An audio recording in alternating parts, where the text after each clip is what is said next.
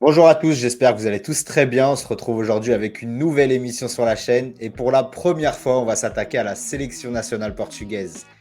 Vous l'avez tous suivi, Roberto Martinez a dévoilé sa liste de joueurs pour affronter successivement la Slovaquie puis le Luxembourg au cours de ce début du mois de septembre. Et c'est vrai que la liste nous laisse plusieurs interrogations. Il y a plusieurs débats qui peuvent se créer, qui se sont déjà créés au Portugal au sujet de cette liste. Donc c'est le sujet de cette nouvelle émission et pour en parler, je serai avec Hugo du média Ashkin. Hugo, comment ça va? Bah, ça va super, je profite des derniers jours de vacances et je suis très heureux de parler de la Seleção pour la première fois dans la chaîne Trivela avec toi Alex et aussi avec Amaury. Et ben voilà, tu nous fais découvrir le deuxième invité aussi. C'est Amaury, que vous connaissez sûrement si vous êtes actif sur Twitter. Amaury, comment ça va? Écoute, ça va nickel. Moi, c'est le contraire. Les vacances arrivent, j'ai hâte, mais on charbonne un peu plus, un peu encore à la fin avec Trivela. Ah ouais, petite destination particulière pour Amaury. Tu peux nous en dire plus? Je pars en Ouzbékistan, c'est un peu loin du Portugal, mais c'est pas mal non plus. Pourquoi pas, après tout, pourquoi pas. Pourquoi pas?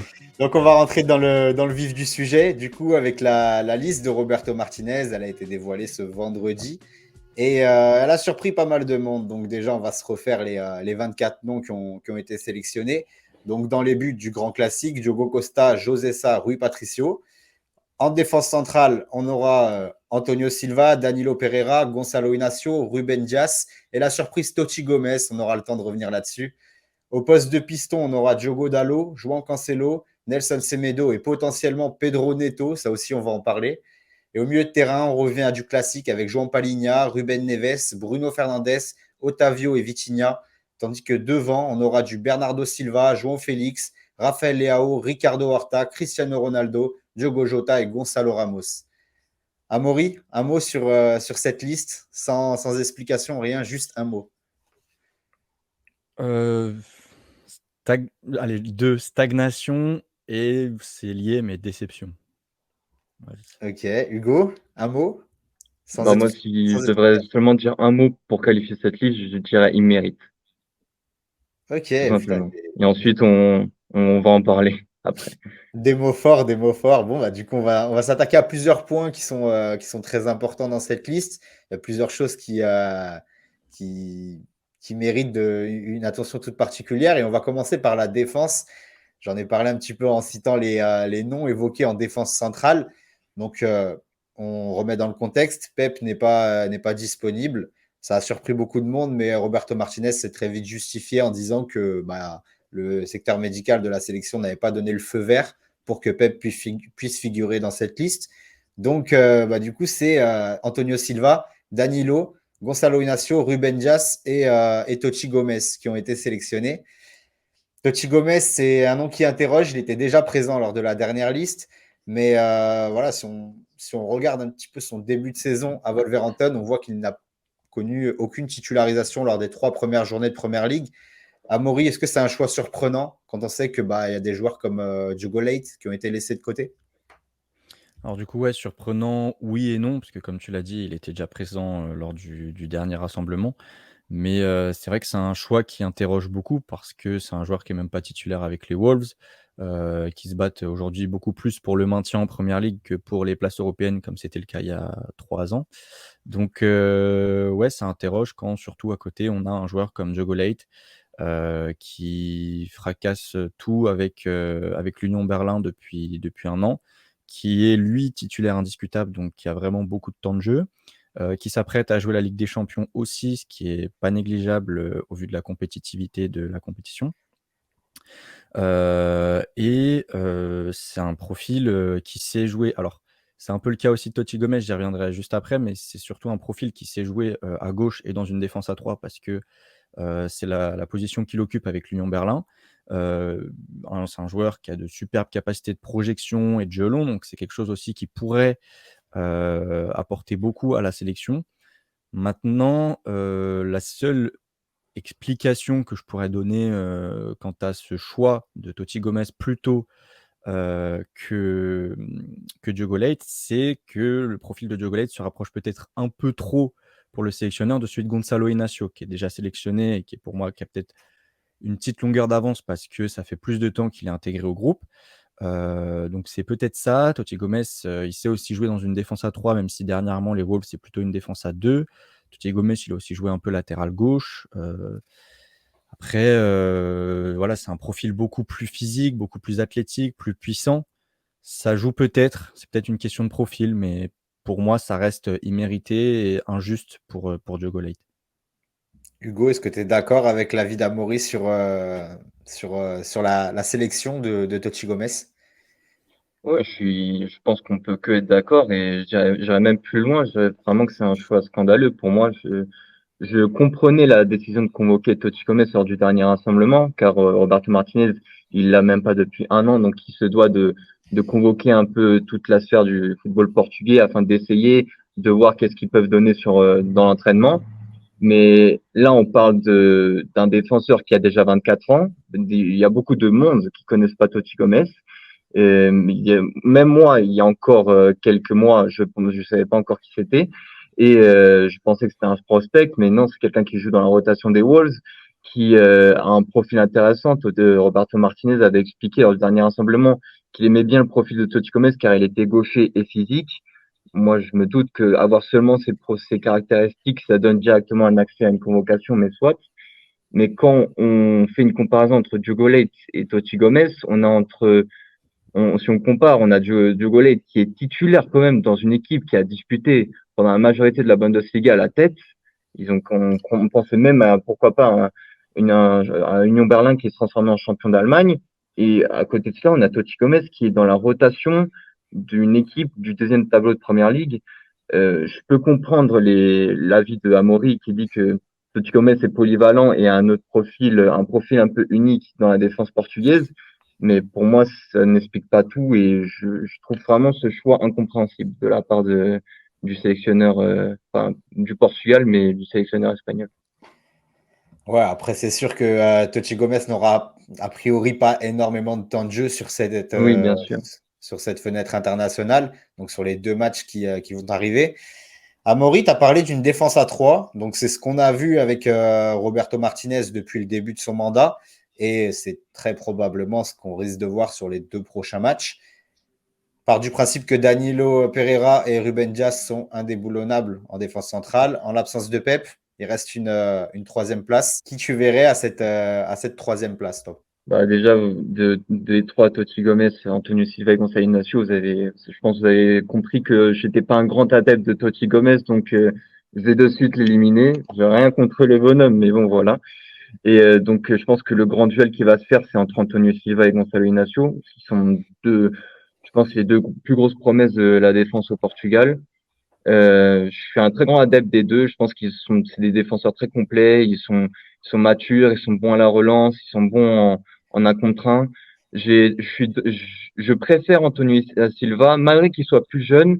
J'ai l'impression qu'il est plus mature dans le jeu et moins fonce dedans que Gonçalo Inacio. Néanmoins, je pense que Gonçalo Inacio débutera car il faut pas oublier la dernière pause et dans la dernière pause, Gonçalo Inacio a gagné beaucoup de points, je trouve, notamment lors de son entrée face à l'Islande qui a un peu décelé le match. Donc je pense que Gonçalo Inacio débutera, mais il faut aussi s'attendre à ce que dans le deuxième match il permute et pourquoi pas qu'Antonio Silva ensuite prenne sa place. Amaury, un avis sur cette troisième place qui reste vacante suite au forfait de Pep? J'ai à peu près le même sentiment qu'Hugo. Pour moi, déjà, Totti Gomez, il va faire que de la figuration, comme c'était le cas lors du dernier rassemblement. Après, entre Antonio Silva et Gonçalo Inacio, si on parle seulement en tant que en performance sportive pure, pour moi, Antonio Silva, depuis un an, il est au-dessus de Gonçalo Inacio. Là-dessus, il n'y a pas trop de débat, je pense. Maintenant, si on parle en termes de profil, Gonçalo Inacio me paraît plus cohérent parce que je pense qu'on aura Danilo dans l'axe, Ruben Dias à droite, et donc la place qui se libère, elle est à gauche, enfin elle sera à gauche, et à ce niveau-là, Gonçalo Inacio sera meilleur, c'est la position qu'il occupe au Sporting, et je pense aussi que la qualité de relance de Gonçalo Inacio à côté d'un Danilo, ça ne peut que faire du bien. Donc, enfin, en tout cas, ça va créer un sacré contraste entre les deux.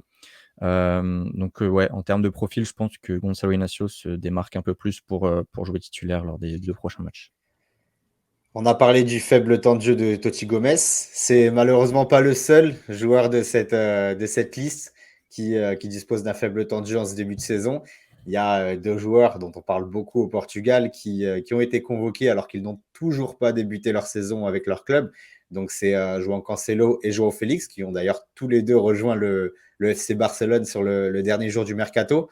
Amaury, est-ce que tu comprends cette convocation des deux joueurs malgré leur manque de temps de jeu, peut-être leur manque de rythme aussi? On a des gros doutes sur leurs conditions physiques actuelles. Est-ce que tu comprends cette convocation de ces deux joueurs? Non. Non, c'est 2 joueurs que j'adore à titre personnel, mais qui n'auraient pas dû être sélectionnés, lors de ce rassemblement. Au moins lors de ce rassemblement en tout cas. Ça aurait permis d'envoyer un message, important aux joueurs, de dire, voilà, il faut que vous jouiez si vous voulez, jouer en sélection, ce qui est la base normalement. Là, on a un João Félix qui a eu ni pré-saison, ni début de saison avec l'Atlético où il est, complètement boycotté par tout le staff, enfin où il a été boycotté par tout le staff pendant tout l'été. João Cancelo, c'est un peu pareil, il n'a pas non plus entamé sa saison, il a été officialisé au Barça seulement hier. Même pour les joueurs, ça aurait été peut-être pas plus mal de ne pas participer à ce rassemblement pour avoir un semblant de préparation pour ensuite enchaîner avec le Barça. D'autant plus que pour moi, ces sélections, elles doivent être remises en question parce que c'est pas deux joueurs qui font l'unanimité en sélection. Ils ont pas mal déçu, surtout Cancelo, je trouve. Donc, j'estime qu'ils ont un statut qui peut être et qui doit être remis en question dans de telles situations. Et derrière, surtout, ce qui me plaît pas avec ces 2 sélections, c'est le message que tu envoies, à des joueurs comme Bruma ou Nuno Santos. Je pourrais même rajouter, Leonardo Lelo de Casa Pia. C'est des joueurs qui ont joué toute la saison dernière, qui ont fait leur, pré-saison et leur début de saison, comme il fallait et de très belle manière, surtout pour un joueur comme Bruma, par exemple. Et derrière et en plus, enfin, surtout Nuno Santos ou Leonardo Lelo, c'est des joueurs qui correspondent exactement au schéma tactique de Roberto Martinez puisqu'il joue piston en club. Euh, et derrière, malgré tout ça, ils ne sont pas sélectionnés au profit de joueurs qui ne jouent pas depuis 2, 3, 4 mois. Donc c'est injuste et voilà, c'est ça qui me dérange, c'est le message envoyé, que ce soit aux joueurs concernés ou aux joueurs justement qui ne sont pas pris à cause de João Félix et de João Cancelo. Roberto Martinez a beaucoup parlé en conférence de presse justement des convocations de ces deux joueurs et il a expliqué que bah, c'était justement pour lui le moment de leur afficher un certain soutien et que c'était aussi une façon de préparer une éventuelle participation à l'Euro 2024 en bah, formant un groupe avec les joueurs qui seront très certainement présents lors de la prochaine échéance internationale. Hugo, est-ce que tu comprends cette logique ou est-ce que, bah, comme Amaury, tu ne comprends pas forcément la convocation de João Cancelo et de João Félix?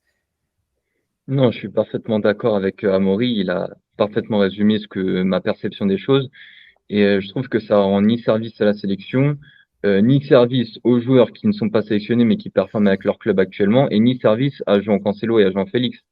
Je pense que le message, ça dévoile un message comme quoi j'ai mon groupe fermé et à part 2 ou 3 joueurs, jusque-là, jusqu'à l'Euro 2024, plus rien ne va bouger. Et je trouve que c'est très réducteur comme message. L'Euro 2024, c'est pas demain. Il reste encore 2 voire 3 rassemblements, donc voire plus même.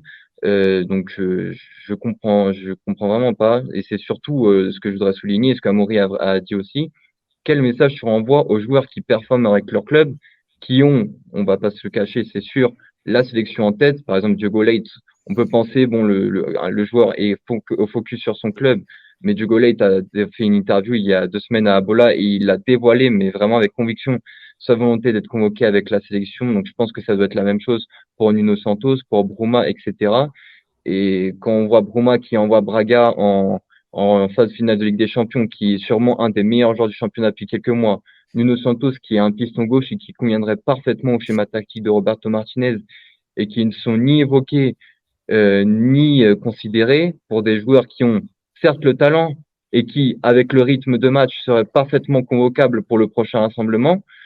Euh, c'est incompréhensible pour moi et c'est dommage. Parce qu'intrinsèquement, on ne doute pas du talent de João Félix et de João Cancelo, mais c'est plus donner la chance aux autres qui ont, eux, prouvé qu'ils avaient leur place en sélection.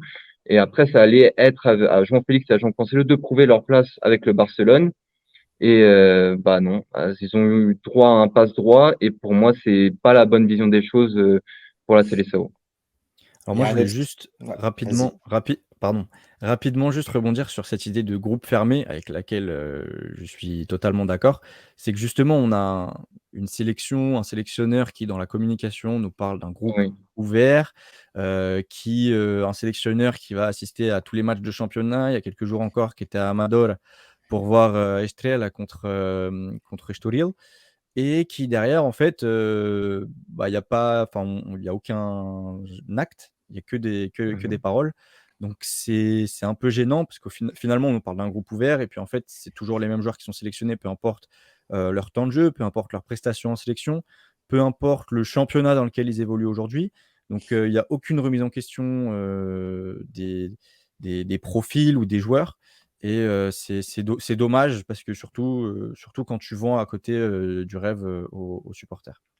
Ouais, c'est le fameux côté politicien qu'on reproche souvent ouais. à Roberto Martinez. Et j'ai d'ailleurs l'impression que c'était déjà le cas en Belgique. Ils en ont d'ailleurs. Avec la Belgique, oui. Ouais, c'est Il avait, ça. il avait, il avait tendance à sélectionner toujours le même groupe, peu importe leur situation au club. On peut avec Alderweireld, avec Eden Hazard, avec Vertonghen, etc. Et là, j'ai l'impression que ça refait la même chose avec le Portugal. Et Amaury, il a soulevé un très bon point, c'est que sa communication va au contraire de ses actions et c'est très gênant tout cela. Ah, mais c'est ça, mais ça nous pousse aussi à prendre du recul sur certaines déclarations qu'il peut faire. Et justement, je veux rebondir là-dessus.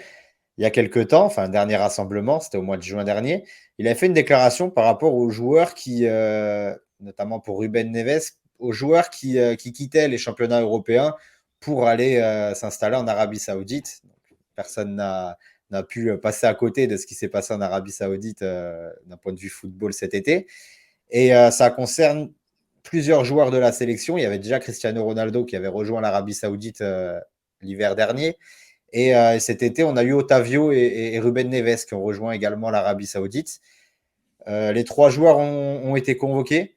Amaury, qu'est-ce que tu en penses? Est-ce que, selon toi, Roberto Martinez doit continuer de compter sur des joueurs qui ont quitté le circuit européen et qui jouaient désormais en Arabie Saoudite? Ou est-ce que signer en Arabie Saoudite, ça correspond à faire une croix sur la sélection, selon toi? Non, alors on a des joueurs qui quittent la compétitivité européenne pour rejoindre pour l'argent saoudien dans un championnat qui est encore inférieur, quoi qu'on en dise, peut-être au Big 7, voire 8 européens. Ce fait-là ne doit pas en soi leur fermer les portes de la sélection. Maintenant, il faut rester logique. Par exemple, la sélection d'Otavio, pour moi, elle fait sens parce que le joueur, après tout, il vient seulement de rejoindre l'Arabie Saoudite, donc il a encore l'Europe en tête. Et puis surtout, c'est un joueur qui n'a jamais déçu en sélection. Donc, et c'en est même un élément fort. Donc, c'est pas le fait de rejoindre l'Arabie Saoudite qui doit d'emblée lui fermer les portes de la sélection. Du moment qu'il reste compétitif, pour moi, il n'y a pas de problème. Ruben Neves, ça me dérange beaucoup plus parce que c'est un joueur qui est décevant en sélection, qui, à la limite, avait l'atout d'être capitaine d'une équipe de première ligue, ce qui n'est pas négligeable. Aujourd'hui, ce n'est plus le cas. Il joue à Al-Hilal en Arabie Saoudite. Il va jouer tous les week-ends contre des équipes très peu compétitives. Donc là, pour moi, il n'y a plus vraiment de sens à le convoquer parce qu'il est bon ni en sélection et en club il y aura pas grand-chose à en tirer non plus ou il y aura pas de grandes conclusions à tirer sur ses performances à Al Hilal. Donc pour moi, au moins pour ce rassemblement, ça aurait fait beaucoup plus de sens de sélectionner un joueur, par exemple, comme Florentino Luis, ne serait-ce que pour l'intégrer au groupe en vue potentiellement justement de l'Euro 2024, parce que l'Euro 2024, il faut commencer à le préparer maintenant aussi en testant des joueurs. C'est pas avoir un noyau 2 ans à l'avance. Enfin, je comprends pas cette logique. Ou alors même un Matheus Nunes, parce que même si lui, c'est pas un milieu défensif, on se dit qu'avec Danilo, il y a toujours une option en plus de jouer en Palinha au cas où. Il n'y a pas forcément besoin pour moi d'avoir 2 milieux défensifs. Donc voilà, après, je pense que Matheus Nunes, il devrait rapidement être intégré au groupe maintenant qu'il a rejoint Manchester City, s'il y a du temps de jeu. Mais voilà, pour moi, Ruben Neves, ça fait aucun sens. Et bon, Cristiano Ronaldo, il n'y a pas forcément besoin d'y revenir. Je pense que quoi qu'il arrive, il sera sélectionné. C'est pas forcément une mauvaise chose pour la sélection. Ouais, il y a aussi une histoire de statut, mais c'est vrai que Cristiano Ronaldo, c'est quand même un cas à part parmi Mm. ces joueurs qui quittent les championnats européens pour rejoindre l'Arabie Saoudite, parce il a son statut de capitaine, évidemment, il a son statut de légende en sélection. Donc on peut davantage comprendre que Roberto Martinez compte là-dessus, notamment pour le vestiaire et pour ce qu'il veut inculquer à son groupe dans son début de mandat. Hugo, toi, qu'est-ce que tu en penses de cette sélection, à la fois d'Otavio et de Ruben Neves, qui ont quitté les championnats européens pour rejoindre l'Arabie Saoudite? Est-ce que tu penses qu'il faut continuer à les sélectionner ou est-ce que tu penses que Roberto Martinez fait erreur? Bah, moi, je pense que faut voir la vision, faut voir ça de deux manières. Moi, j'aime bien je vais partir un peu dans l'autre pays, le pays voisin, mais il y a une époque, vers la Coupe du Monde 2022, Luis Enrique, il avait expliqué sa liste des convoqués par la méritocratie avec les clubs et la méritocratie avec la sélection. Et lui, il avait dit qu'il privilégiait la méritocratie avec la sélection. Donc, si on regarde de cette façon-là, qui peut être acceptable, Otavio, c'est pas si lunaire que ça, ou bien au contraire, parce qu'avec le Portugal, il a montré que il pouvait être performant et qu'il avait un profil unique. Maintenant, Ruben Neves, je pense, c'est faire du mal à lui, car il n'a ni été performant ni avec la sélection, mais depuis bien longtemps, ni avec son club, car avec les Wolves, c'était très difficile il y a très récemment, et avec Al Hilal, c'est difficile de juger ses performances vu le niveau du championnat. Donc pour moi, la convocation de Ruben Neves, elle est lunaire. Je n'arrive pas à trouver d'autres mots, franchement. Et ça enlève une place à Florentino Luis ou même à d'autres joueurs qui, comme par exemple, je pense au milieu de Valence, André Almeida, qui a un autre profil aussi, qui aurait pu être testé par Roberto Martinez. Je comprends pas comment Ruben Neves, qui est là depuis X temps au Portugal et qui n'a toujours pas prouvé qu'il avait sa place, continue d'être sélectionné un rassemblement après rassemblement. Et franchement, c'est encore un choix très décevant de la part de Roberto Martinez. Mais concernant Otavio, franchement, j'arrive à comprendre car c'est vraiment un profil qui peut être très important pour le Portugal. Et finalement, Cristiano Ronaldo, vous l'avez très bien dit, il n'y a même pas question de douter de sa convocation. Et puis, lors du dernier rassemblement, il a montré qu'il pouvait avoir un rôle vital dans l'attaque sans forcément capter la balle toujours. Et puis, il a aussi offert la victoire face à l'Islande dans du dernier match. Et puis, tout simplement, c'est Cristiano Ronaldo, donc il n'y a pas à douter de sa convocation. On en a parlé depuis le début du podcast. Donc, ce poste de piston gauche, on a parlé beaucoup de Nuno Santos qui aurait pu figurer dans cette liste. Finalement, il n'a pas été choisi par Roberto Martinez. Donc, sur les pistons, on se le rappelle, il y a eu Nelson Semedo qui a été sélectionné, João Cancelo, Diogo Dalot et potentiellement Pedro Neto qui était placé sur le visuel du Portugal parmi les défenseurs, donc potentiellement à un poste de piston gauche. Il n'y a pas de piston gauche de métier dans cette liste. Hugo, qu'est-ce que tu en penses? Est-ce que tu es d'accord avec les choix de Roberto Martinez ou là encore, ça fait débat et il y a potentiellement des interrogations sur le fait de ne pas avoir sélectionné un joueur comme Nuno Santos qui peut totalement remplir ce rôle de piston gauche?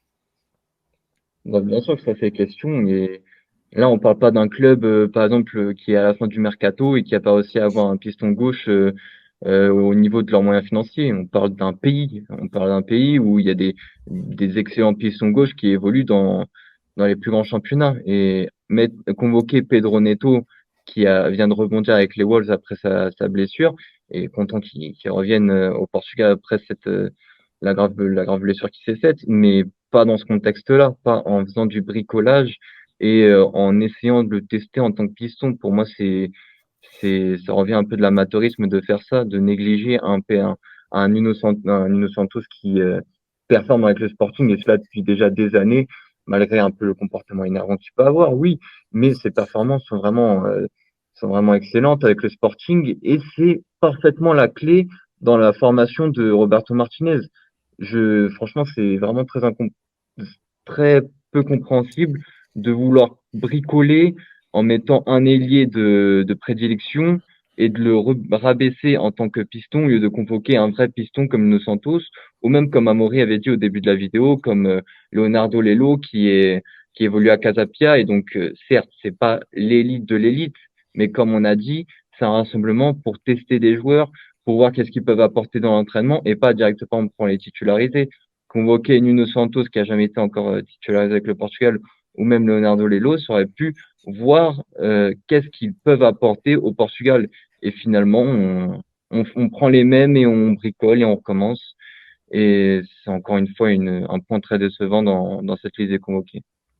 Et toi, Maurice, est-ce que tu es globalement d'accord avec ce choix des pistons, notamment à gauche, où on va principalement miser sur la polyvalence de joueurs droitiers, ou même sur potentiellement Pedro Neto, qui n'évolue pas forcément à ce poste d'habitude? Non, non, bah, j'ai pas grand-chose à rajouter, après ce qu'a dit Hugo.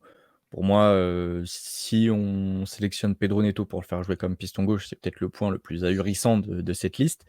On parle d'un bon joueur, mais voilà, qui est chez les Wolves, dont on a expliqué le contexte déjà, qui commence à revenir à un bon niveau à peine après sa grosse blessure, il y a de nombreux mois, au ligament croisé. Mais donc c'est un ailier droit qui serait utilisé comme piston gauche.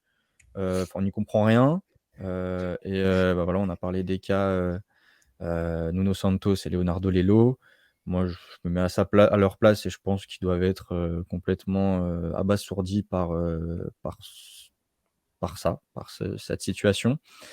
Voilà, on bricole, mais on bricole mal. Donc, c'est peut-être parce que le sélectionneur est espagnol, mais ça m'enchante pas vraiment.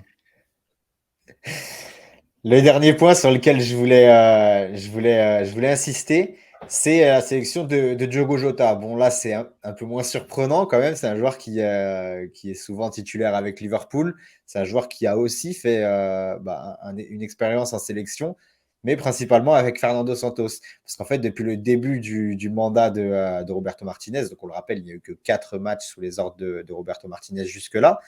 Et c'est un joueur, Diogo Jota, qui a été perturbé ces derniers temps par diverses blessures, ce qui a empêché ce joueur de s'imposer comme un titulaire dans les plans de Roberto Martinez. Là, le contexte est bien différent. Il est revenu de l'été avec une toute autre forme physique et il est même en confiance puisqu'il a déjà marqué un but en Première Ligue. Amaury, est-ce que tu penses que Diogo Jota il a une carte à jouer pour s'imposer, pour retrouver sa place de titulaire en sélection sur cette prochaine fenêtre internationale? Diogo Jota, un peu comme Ruben Neves, c'est le genre de joueur que Fernando Santos adorait. Et j'ai bien peur que ce soit le cas, que ce ne soit le cas aussi pour Roberto Martinez. Donc je pense que Diogo Jota ira jusqu'à l'Euro sans trop de problèmes, peu importe ses prestations en sélection ou en club. Même si à ce niveau, en club, il reste plutôt performant. Après, au niveau des profils, pour moi, en fait, Diogo Jota, il doit être là pour concurrencer uniquement Gonzalo Ramos et Cristiano Ronaldo pour prendre la pointe de l'attaque et ce profil peut-être un peu moins mobile, mais là, pour terminer les actions. Moi, ce qui me fait peur, c'est qu'ils prennent la place d'un joueur beaucoup plus explosif, un joueur de profondeur comme Rafael Leão, qui pour moi doit être titulaire et commencer à enchaîner vraiment avec le Portugal. Là, ça devient une obligation au vu de ce qu'il fait à Milan. Donc ouais, c'est ce qui me fait peur un peu. Moi, s'il est là pour concurrencer Cristiano Ronaldo et Gonzalo Ramos, ça me va. S'il est là pour jouer à côté de Cristiano Ronaldo, c'est une autre histoire. Je pense que Roberto Martinez a répondu à cette question hier en conférence de presse quand on lui a demandé par rapport à Paulinho du Sporting, est-ce que il y avait une opportunité pour que Paulinho rejoigne la sélection dans les prochains mois. Il a répondu qu'il avait déjà deux avant-centres, donc Cristiano Ronaldo et Gonzalo Ramos. Ce qui fait que Diogo Jota n'est pas forcément considéré comme un joueur d'axe par Roberto Martinez. Et bah oui, on peut l'imaginer plus dans le couloir gauche ou le demi-espace gauche, appelons ça comme on veut. Mais du coup, s'il devait être amené à jouer, ce serait plus dans une concurrence avec des joueurs comme Raphaël Leao ou même Joao Félix. Hugo, qu'est-ce que tu en penses, toi, de la forme actuelle de Diogo Jota? Est-ce que tu penses que ça peut l'amener à avoir un statut différent de celui qu'il a pu avoir sur les deux derniers rassemblements? Bah, je pense que déjà la convocation de Diogo Jota est méritée. Sur ce point, il n'y a rien à dire. Il a prouvé avec Liverpool qu'il était bien de retour et performant. Ensuite, concernant son rôle, j'ai bien peur, comme Amaury, qu'il essaye de le tenter en tant qu'attaquant demi-espace gauche, ailier gauche. On n'a pas encore très bien compris ce que Roberto Martinez veut faire. Comme on sait qu'il a inculqué un 3-4-3, 3-5-2, comme le match évolue, mais on n'a encore pas très bien compris les dispositifs et les combinaisons. Mais vu qu'il n'a toujours pas tranché entre Léao et João Félix, ils ont permuté lors des deux derniers rassemblements, il se pourrait qu'il tente un joker et qu'il essaye un autre attaquant qui soit Jota. Et s'il évolue à ce poste, je pense qu'on peut passer pas loin d'une catastrophe, sans manquer de respect à Diogo Jota. Pas parce qu'il a un niveau terrible, mais car c'est tout simplement pas son poste et que sous Fernando Santos, d'ailleurs, Fernando Santos avait trouvé dans quel poste Diogo Jota, enfin, avait trouvé pas tout le temps, mais à des matchs, on pouvait voir Diogo Jota et Cristiano Ronaldo seuls devant et qu'ils arrivaient à bien combiner. Mais par exemple, s'il y avait des matchs où Diogo Jota était tout seul dans l'aile et c'était une catastrophe. Et si Roberto Martinez essaie de refaire la même chose, bah, on aura les mêmes résultats et ça risque d'être terrible. Donc, je pense que si Roberto Martinez considère Diogo Jota en tant qu'attaquant gauche, il va pas réussir à performer et donc Roberto Martinez va s'apercevoir et il va gagner le banc des remplaçants. Bon, bah, je pense que sur ces mots, je pense qu'on a fait le tour. On a fait le tour de cette liste de Roberto Martinez. Maurice, si tu as quelque chose à rajouter sur cette liste, un point qu'on n'a pas évoqué éventuellement. Non, bah, peut-être au niveau des gardiens, on n'a pas vraiment parlé. Et c'est peut-être pas non plus le point le plus important de cette liste parce que Diogo Costa, pardon, sera indiscutable. Mais pour moi, c'est peut-être aussi le moment de tourner définitivement la page Rui Patricio quand on voit ces derniers mois, voire ces dernières années avec la Roma où il n'y a plus rien qui va. J'aurais bien aimé voir une petite sélection pour Mateusz Magalhães, le gardien de Braga qui voilà, est excellent avec Braga, qui va aussi jouer la Ligue des Champions et qui alors est brésilien mais est éligible aussi avec la sélection portugaise et qui s'est dit plusieurs fois prêt à représenter le Portugal. Donc même si c'est pas quelque chose dont je suis fan, voilà, on a eu récemment des joueurs comme Otavio ou Matheus Nunes qui sont nés au Brésil mais qui ont choisi de représenter le Portugal. Donc pourquoi pas? Pour moi, ça aurait fait plus de sens d'intégrer Matheus au groupe plutôt que de garder un Rui Patricio qui n'est plus long que l'ombre de lui-même. C'est vrai, après ça reste pour un poste secondaire quand même, dans la mesure où Diogo Costa a quand même apporte quand même de très grosses garanties en tant que titulaire en sélection et même pour les prochaines années aussi, parce qu'on le rappelle, c'est un gardien qui reste tout jeune.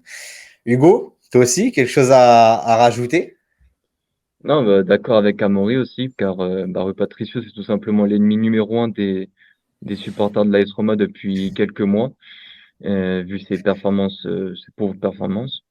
Et si je pourrais un peu différencier du point d'Amaury, parce que je vais pas répéter la même chose, on a tous compris que Rui Patricio, en ce moment, c'était pas terrible. On va juste dire avoir une pensée pour Vitinha de Marseille, Bruma de Braga, Nuno Santos de Sporting, toute cette bande de joueurs qui perfent, et Hugo Lake et également, toute cette bande de joueurs qui performent en club, mais qui apparemment n'auront pas leur chance car on est tout simplement dans un groupe fermé alors qu'on est à peu plus de 8 mois de l'Euro. Donc, on dirait que c'est un deuil, mais c'est vraiment, ça m'attriste un peu de voir qu'il y a des privilèges, quoi, qu'il y a des passes droits en ce moment dans la Seleção et c'est très triste de voir ce manque de concurrence.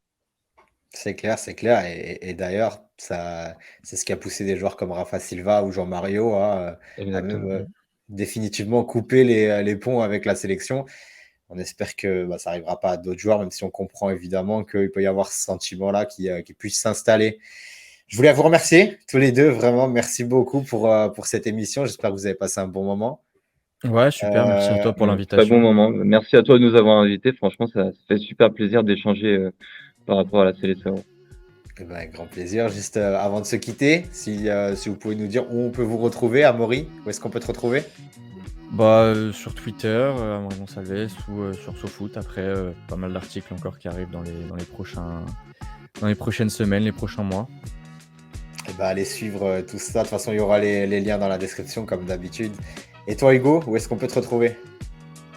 Sur le site Askinas, n'hésitez pas à aller faire un tour sur le site. Je contribue pour le projet, pour le média tout simplement à faire des articles. Et on est une bonne petite équipe. On essaye de, tout comme Trivela, de montrer que les Portugais sont là en France et de tout simplement partager l'actualité et aussi notre analyse concernant l'univers des clubs portugais et de la Seleção. Le site Askina, c'est aussi les réseaux sociaux, n'oubliez pas, tout ce qui est Exactement. Twitter, tout ça, Facebook, Mhm. très présent. Donc allez bien suivre ça. Puis aussi ton compte perso aussi, si jamais Oui, bien tu veux. sûr, je vais Ouais. mettre en description. Allez, go, on le mettra en description avec grand plaisir. Merci à vous deux et merci à tous ceux qui auront suivi cette émission. J'espère que vous avez passé un bon moment avec nous à débriefer cette liste du Portugal. Dites-nous en commentaire si vous êtes d'accord avec les avis de nos deux intervenants. Si vous avez d'autres sujets aussi qu'on aurait pu aborder sur cette liste, d'autres interrogations par rapport au choix de Roberto Martinez, n'hésitez pas à commenter, n'hésitez pas à liker, n'hésitez pas à partager et n'hésitez pas à vous abonner. Surtout, ça fait énormément de bien à la chaîne. On se dit à très vite pour d'autres émissions. Ciao!